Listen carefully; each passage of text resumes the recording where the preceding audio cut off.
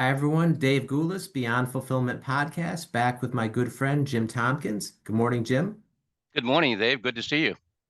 Likewise, as always, we're talking tariffs, and there's a lot to catch up on since the last time we put an episode out. So, Jim, what's happened over the past week with President Trump and the tariffs? Well, I tell you, it's been absolutely crazy, and I want to date this. This is Monday, July 21st at 9 a.m.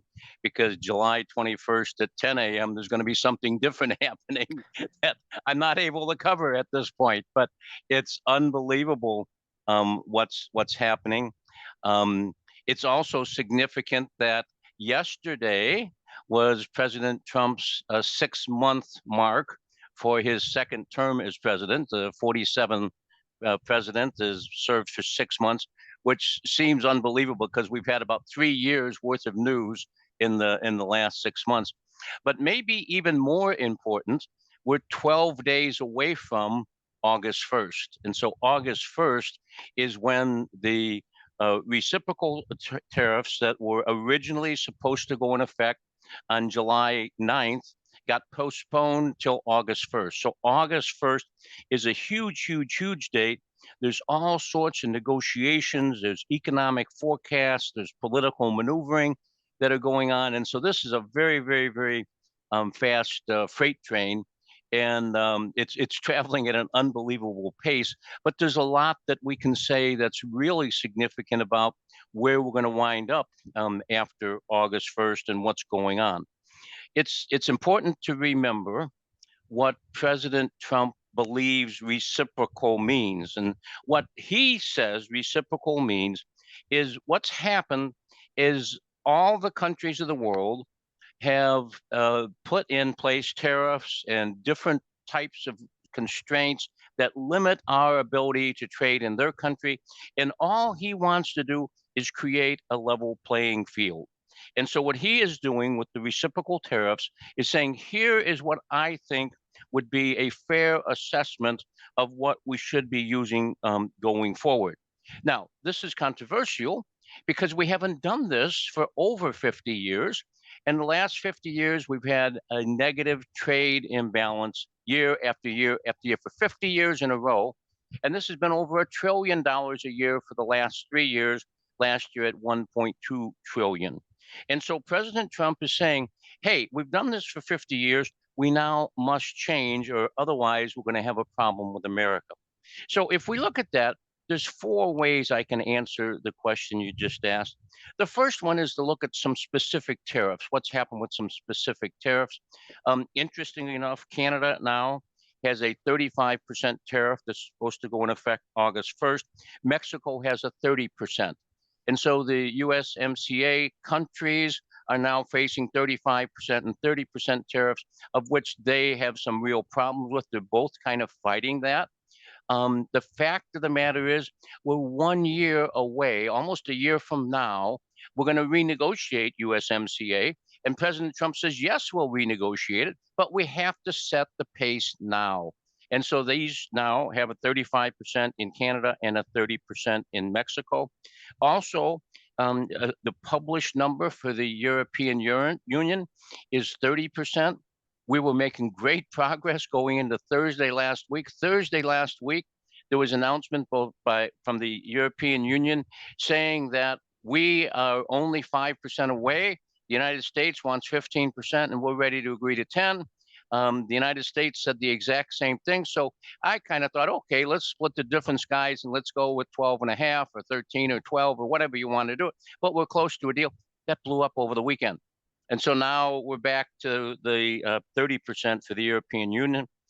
Of course, a volatile one, Brazil, a 50% tariff is now in place effective August 1st. Controversial because we have a surplus with Brazil. We export more to them than we import from them. So it's a trade surplus. So why are 50%? Well, this has nothing to do with trade. This has everything to do with politicians and politics and so forth. And so this is Trump using tariffs to do something other than trade. Japan and South Korea are 25%. Good work on that last week. until Friday, the Japanese president wound up with some political issues, and he does not have a majority in either the lower house or the upper house, and so his situation is somewhat difficult. We had last week the copper imports, which hit a 50% sector-specific tariff, and so that is something Trump is very concerned about because the copper is like the rare earth minerals, something that was constraining our capability, particularly copper with respect to aerospace and defense. Another topic that is not new, but it hasn't been mentioned in several months, and a lot of people are going to say it hasn't ever been mentioned, but it has, and that's the secondary tariff. A secondary tariff is saying, I want to impact Russia, but I can't put tariffs on them because I'm not buying anything from them. But what I'm going to do is I'm going to put tariff on the countries who are trading with Russia. And so if Brazil buys things from Russia, which they are, what we're going to do is we're going to put a tariff on everything we buy from Brazil. And so it's secondary from a country point of view. This affects China, India, Turkey, Brazil, and the UAE. The topics here are agriculture, energy, and defense. Secondary tariffs can be very, very, very difficult because we're asking a country to help us get Russia to stop the Ukrainian war. And so it's kind of a severe approach. So that's kind of the detail of what's happening. Now, if we look at more general what's happening, it's very interesting. This morning's Wall Street Journal front page, right column said, economy shows swagger as tariff fears ebb. You'll remember, Dave, we have said on this program several times that people have a false view of how tariffs create inflation. Technically, yes, tariffs create inflation, but it depends how you do them and when you do them and so forth. The fact of the matter is, for the last 4 months, the economists have predicted ever higher numbers on inflation. And the fact of the matter is, all 4 months, they've got lower numbers inflation. Now, last month was a 2.7%, which is the highest number under the Trump administration, but it's still below what the Fed has said is moderate. So it's below moderate. So inflation is not a topic. Inflation has not gone up because of tariffs to date. Another topic is the economic concerns. Some people have said if we have tariffs, we're going to have a recession and the growth will stop. The GDP growth will stop. Quite to the contrary, that's not what the hard data shows. The hard data shows is that we are not going in a recession. We have very healthy growth and things are looking very good from a business point of view. And in fact, even our stock market is now hitting record highs on a weekly basis. And then one other issue with respect to the economic impacts of tariffs, we have collected to date over $100 billion on tariffs year to date. Year to date, 100 billion. If we look at what we're doing now, if we just extended what we're doing now, which is the 10% flat tariff, we will reach 300 billion by end of the year. So inflation is not an issue, growth is not an issue, recession is not an issue, and we're taking in 300 billion. So far, so good. The third thing has to do with the progress on trade negotiation and deals. This is an interesting one because I and everybody I read, everyone I see, talks about a deal being done when, so if Jim and Dave are going to do a deal, Jim and Dave sit down, we have a document, we agree to it, we both sign it, we shake hands and say, we got a deal. Well, that's how we typically do things. Well, that's not how Trump does things. Trump changed things in the last couple of weeks. And what he said is, when I write you a letter, that is the deal. We have a deal. I just mailed it to you.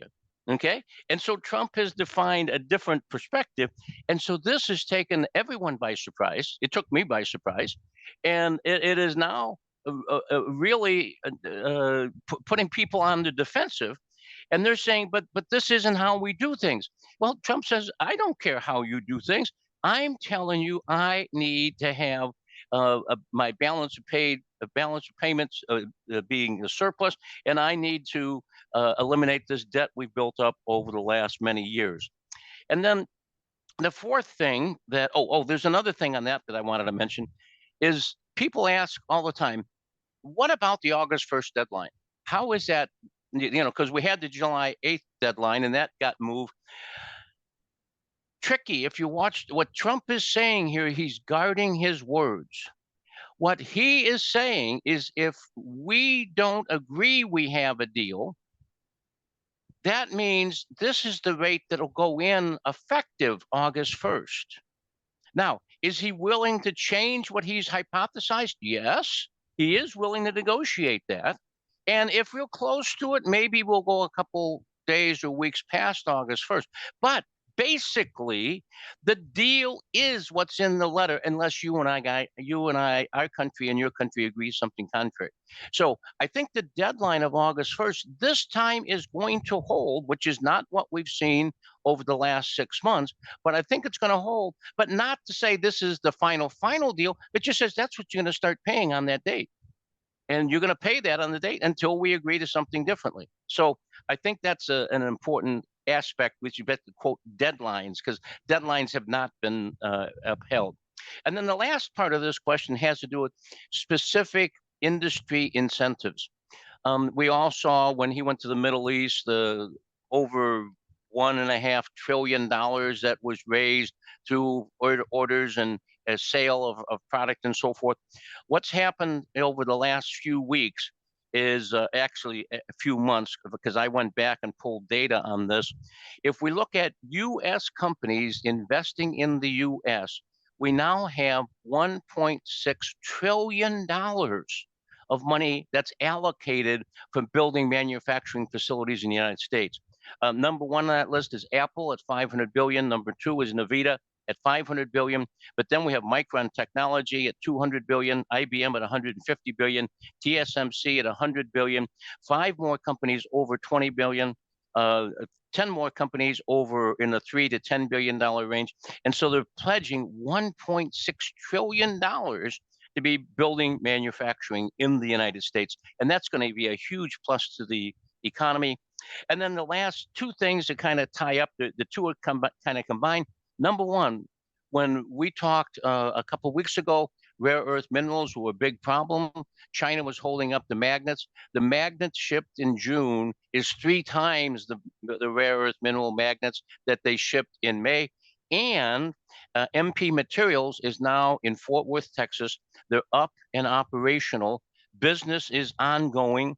They just got a $500 million from Apple to sell them magnets from rare earth minerals. And so the rare earth mineral problem is basically gone. And we're really, really, really doing well on that by getting more from China and also being able to bring back that manufacturing capability into the United States. So very, very, very interesting couple of weeks. As you said, Dave, lots going on. The reality is that the tariffs are more than just the numbers. The tariffs now is about a shifting in global alliance. It's a shifting in economic priorities, and it's a shifting in political strategy. So, oh my goodness, what an interesting time to be involved with trade and supply chain and trying to understand this and how do we guide our companies to find opportunities in these troubling times as opposed to just sitting and wringing our hands. Yes, and appreciate all the detail there. But Jim, I want to key in on something you said in terms of what's happened, because you point out time and time again what the economists have predicted versus what has actually happened. And there's time and time again, there's been discrepancies between those two sides. So why do you think there's been those discrepancies? You know, I didn't have a good answer to that, but when we discussed it the other day, I got digging into that. And I'm not an economist, and I'm not claiming to learn to be an economist over the last few days, but economists are like a lot of us in supply chain and other fields. They do is they base their projections on models, and they have very complex models. And so their models tell them if you have a tariff, that's going to result in higher import cost. Well, that's true. If you have higher import costs, they're saying, therefore, that results in higher consumer prices. And higher consumer prices, that's the definition of inflation. And what it's going to mean is people are going to have less money to spend, and therefore they're going to be able to buy less. Their expendable money is less. So they're going to buy less, and therefore they're going to be slower growth. And so that's a very logical model. And that model has worked for many, many years. But the fact of the model is that model assumes a certain performance on business and a certain performance on consumers. And so what happens is when the consumers act differently or the businesses act differently, you get different results. And that's exactly where we are. As we just said, there is no problem with inflation. There is no problem with growth. The income from tariffs is booming. And so what are the reasons specifically that their models don't work? I think there's 5 reasons. Number one, policy volatility. Okay, I've studied, and you and I have talked at length online and offline about the volatility of Trump's tariffs. So if we have a model, Dave and Jim have a perfect model, what numbers are we going to put in?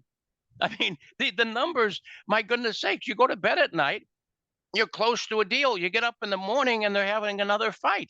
They go from 10% to 50% in a night. So now I got my model. What number do I put in? Do I put in 50%? Do I put in 10%? And so with the policy volatility that we have under Trump's negotiation, it's not surprising that the models are probably accurate, but we're putting in the wrong numbers because we don't know what the right numbers are. None of us know what the right numbers are. Secondly, let's assume we knew the numbers. When does it go in effect? We got the taco effect that people call, Trump always chickens out. Trump's not chickening out. What Trump is doing, he's playing the game and he's negotiating. And when you have negotiation going on, there's give and take and there's push and there's shove and so a lot of that takes place. So when is the Trump tariff going to go in effect? I mean, my goodness sakes, this is varied all over the place. And then there's exceptions to the tariff. So let's say we know, okay, it's 22% and it's going in effect August 1st at 12 a.m. Perfect. But you read the tariff and there's some exceptions. Well, except if you do this, except if you do that, except if you do that. And none of that stuff's built into the model. So there's 2 reasons, the policy volatility and the date of implementation that are just totally unknown. Thirdly, there's resilience in the supply chain and adaptation. People say, Trump's going to put a high tariff on China. I'm going to move my goods to Indonesia. And so therefore, you and I put in the right number, but they're not buying from that country anymore. They're now buying it from a different country. And then we say, gee, what's the right number for Indonesia? And when is that going into effect? And what are the dates for that? And then there's the issue of consumer behavior. Consumers read, going to be inflation. Some consumers say, hey, I'm going to go out and buy all that stuff now and put it on the shelf so I don't have to pay the higher price. Some consumers are saying, I got to pull back. Other consumers are saying, I'm tired of holding back and I'm going to go for it. And so the consumers are not acting as the model predicts. The consumers, in fact, at this point, the consumers, what was that quote from the Wall Street Journal? It said that, where was that quote? The title of the article, Economy Shows Swagger as Tariff Fears Ebb. So the consumers have swagger. They're spending like drunken sailors. And so then the last thing is the issue of time lags, and that let's say the tariff is implemented August 1st. Well, when does that actually hit our shore? Is that going to be September 1st or October 1st? Is that going to be before Christmas or after Christmas? Guess what? Everything that's coming from China is already either in country or on the water. And so chances are good these tariffs are not going to hit the rest of the year. So there's some uncertainty with the timing. And so, yes, it's hard to predict the models. I mean, if I had infinite wisdom and I sat down with the best economics models in the world, I'm going to have the wrong numbers too. So it's not criticizing the economists for being goofy. It's saying that you can't really model this. Now, how can I relate to that? I thought, well, wait a minute. Here's an example that we all see. In fact, we all see it daily. How about the weather forecast? The weather forecast people are they're scientists. They've really studied this stuff. They've got all these models that predict the weather. I'm at my beach house in Wilmington, North Carolina. About this time of year, there's always hurricanes that are coming my way. You know what I've learned with their prediction of their models of hurricanes? Don't pay any attention to them. They don't have a clue what's going to happen. You know, and sometimes they say, well, it's going to happen on Sunday morning, and it doesn't, they don't even see a shower on Sunday. You get up Sunday morning, it's a beautiful, bright day. And so the weather forecast, they don't know. So why is that? Well, the weather forecast is looking at all these numbers. They're looking out the window, seeing the dark clouds. And what are the dark clouds? Well, the dark clouds we're facing in tariffs are tariffs and trade wars and higher import costs and all these GDP falling and inflation rising and consumer pain. And we got all these things. We don't have any way to predict the weather with any quality either. And so the storm doesn't hit like it's supposed to, or it hits later than it was supposed to, or it veers off course. And so that's where we are with economic prediction. I'm not criticizing the economist. I'm just saying that it's about as accurate as the weather. And we all have grown to know that the weather forecast, although they do a great job and they're working hard at it, it's don't really count on it because it might rain on the other side of town, but it's not going to rain where I live. And so it's not a big deal. We're gonna let's let's go play tennis anyway. It's going to be a nice day. Okay. All right. And you mentioned all the volatility and all the changes. How do you think Trump's negotiation style affects the predictability of global trade policies? Wow. Um, that's you know that question is so important because now instead of asking the question what's going to happen, we're saying help me understand more about what's going to happen. And so we're really now digging into the understanding. The fact of the matter is there's different types of negotiation. But let me just simplify it by saying there's business negotiation style and there's political negotiation style. The two are unrelated. And so what we have is Trump, who's not a politician, he's a business guy. He is taking business negotiation tools to the table, and people are evaluating him based upon the issue with respect to politics. And so it's like, one of my granddaughters rides horses in competition. Another one of my granddaughters plays soccer. And if I take the horse show criteria and apply it to the soccer game, I get confused as all get out because she's not sitting straight in the saddle. Guess what? The soccer player doesn't even have a saddle on. There's no horse. So they're different sports. Business negotiation and political negotiation are always, always, always different. And so, what is Trump's negotiating style? I think it has three words to it. Number one, he is assertive.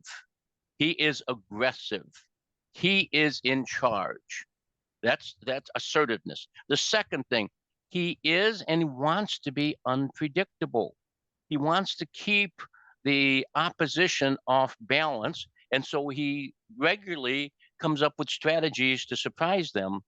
And then thirdly, and here's the one that the political people don't get, but Trump's negotiation style is based on being unilateral. What does unilateral mean? It says it's only a one person activity. It's not a discussion between two countries. It's one country telling the other country what they're going to do. Unilateralness means one-sided negotiation.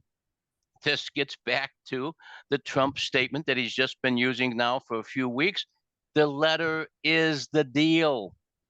I will tell you what the deal is. Now, what Trump might say, maybe Trump says, what I need to get from this country to really be reciprocal is 15. So what he says, I'm going to put a 20% reciprocal on you. And so then he expects you to take them from that 20% down to 15. But that's not how the person on the other side of the table because they're not doing business negotiation. So Trump's style absolutely throws them off of the whole political negotiation.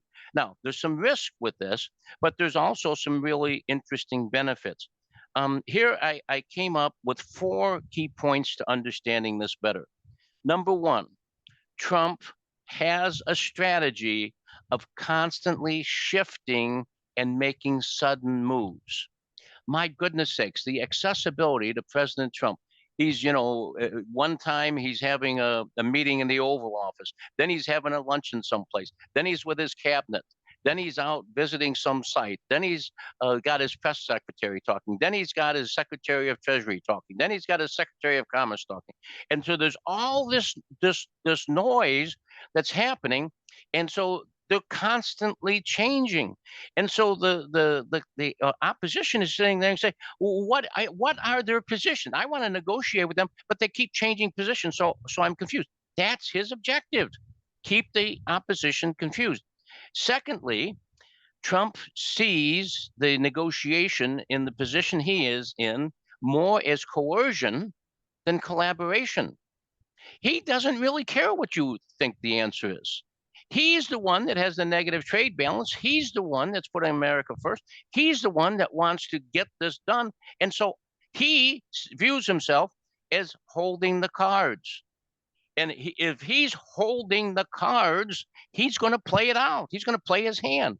And so he is not deal making, he is power playing.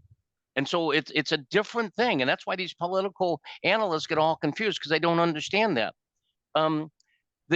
The political ramifications of his business negotiation affects the markets. So why did he do the July 8th delay? Because the financial markets were going down. We're really, really, all of our investments were hitting a negative streak. And then there was all these activities with the Iran thing and the Gaza Strip thing and the big beautiful bill thing, all these things going on. And Trump said, hey, great time for a change of pace. So he pushed the button and boom, the stock market has been hitting records almost every week now. And so there's a lot of really good stuff happening.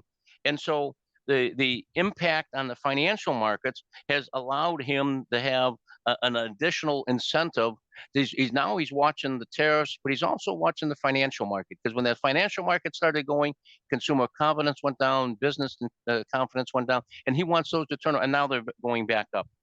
And then the last thing that really causes a problem is that he is not necessarily looking for the same outcome because each country, yeah, there's the reciprocal part, but then there's, we got to look at the drug problem. We have to look at fentanyl. We have to look at what they're doing with respect to the sovereignty of the dollar. We need to look at this issue and that issue and this issue. And so there's a lot of different things at the table, and that results in uncertainty. So, in short, Trump's style injects volatility into global trade. And while it may give us leverage in negotiation, and I think it will give us leverage in negotiation, it may result in some relationships down the road not being as smooth as they've been in the past. But Trump is willing to accept some bad feelings when he gets the country back on a level economic playing field.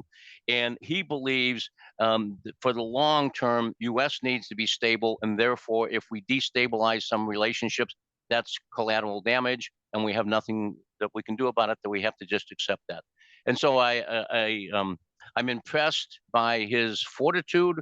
I wish we could be a little more smooth about it, not make so many enemies. But he's working as hard as he can to get the job done. Okay. And so how do you see his negotiating style affecting the supply chain? Yeah, now that's another interesting one. The same as it affects trade, except it's even more complex.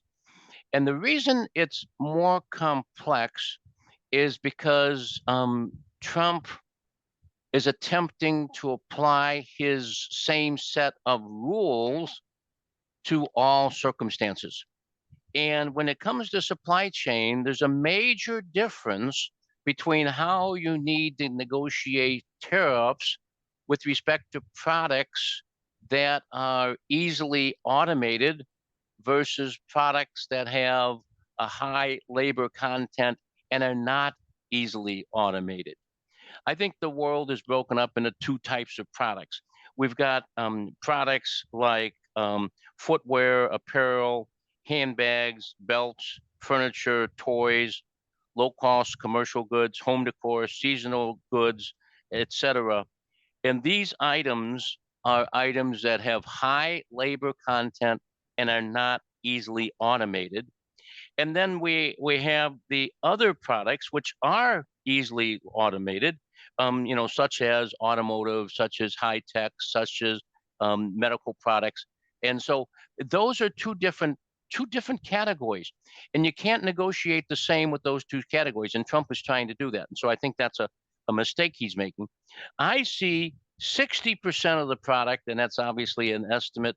60% of the value of the products are products that have low labor content, and we can economically deploy automation. And so with those products, what we say to the opposition, here is the deal, take it or leave it. If they take it, we got a deal, we keep doing what we're doing. If they leave it, we reshore that and we cut them out. And in fact, because we didn't do a deal, we're not going to give them access to our market. And so that's very iffy for them. To the contrary, if it is high labor content, low cost items, like the footwear and apparel and handbags and so forth, we can't reshore that. We can't bring that back to America because although we did once manufacture it, there's no place to take it back to. But when you say I'm going to bring that back, if we're going to have high labor content, inexpensive goods, when we bring it back, guess what? The factory it was made in has either been torn down or turned into a condominium. That build, you can't bring it back because people are living in that, and that's not the manufacturing facility anymore. That's where they live. And so we don't have the facility, and bring it back means we're going to hire back those labor. That's what the people that worked in the factory, they've gone on, got an education. They're now AI gurus, or they're, out there doing high-tech maintenance work, or they're doing really high-skilled work. And they don't want to go back in that low labor paying days. And so there's a problem there. So you can't reshore stuff that's not reshorable. If it's got high labor content, is no way to automate it economically. That you can't bring back ashore. You either got to near shore that or you got a friendly shore. And the problem is, if you near shore or friendly shore, what are the tariffs going to be in those countries? When we first got in this tariff thing, we said, oh, well, just bring that to Mexico. Well, but now Mexico's going to have a tariff. And so is that a good move or is that a bad move? And so how does that work? So when Trump is dealing with low labor content, products that are highly easily automated, he does have Trump. He is holding Trump cards. He holds the cards because if you don't do the deal, I'm going to reshore that product. But when we're dealing with products that are not automatable, that are high labor content, we have to reshore those, we have to nearshore those or friendly shore those.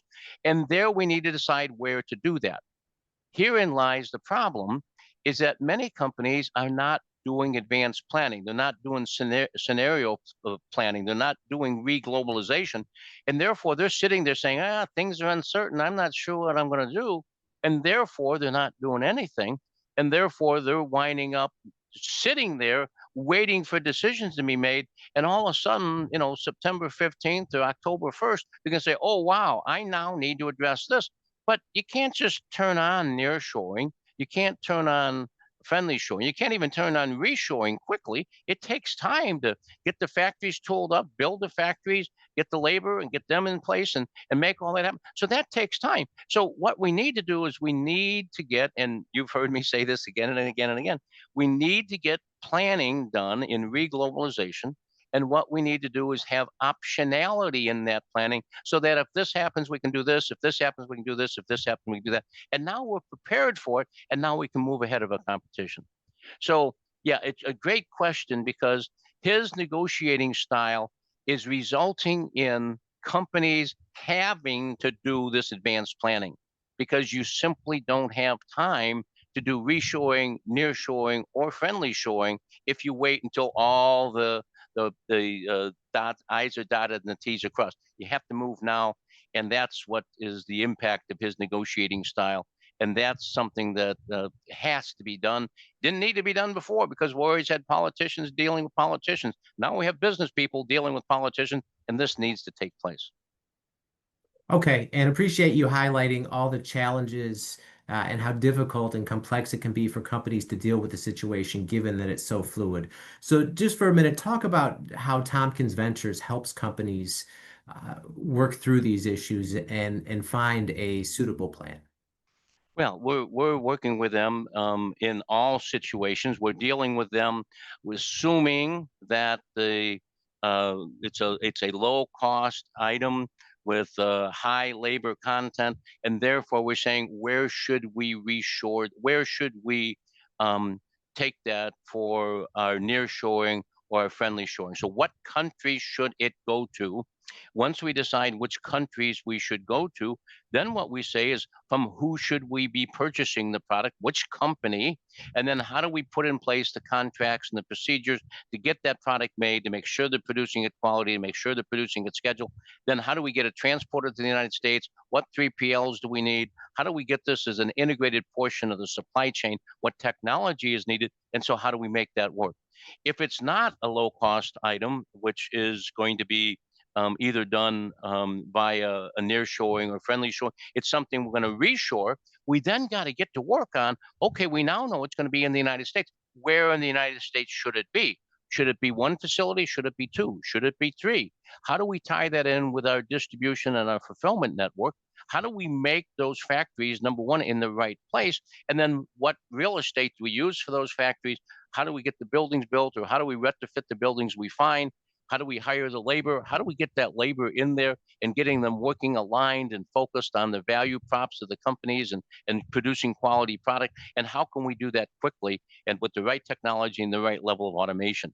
So just like the decision is different for the 60%, which is the product that can be automated, and the 40%, which is the product that can't be automated, they have two totally different approaches from a tariff point of view. They also have two totally different approaches from what Tompkins Ventures can help them with. And we can do both. We can help you find the right country and make it happen there, or we can help you bring it back to shore and figure out how to make it happen there. So there's tremendous opportunities, but we got to get going. We got to get moving. Absolutely. All right. Well, we'll link all the Tompkins Ventures info in the show notes for everyone in case they want to learn more and get in touch. Jim, it's been a pleasure. Thank you as always for your insights on this topic, and we will see you next time. Dave, appreciate it. Good to see you. Have a good week.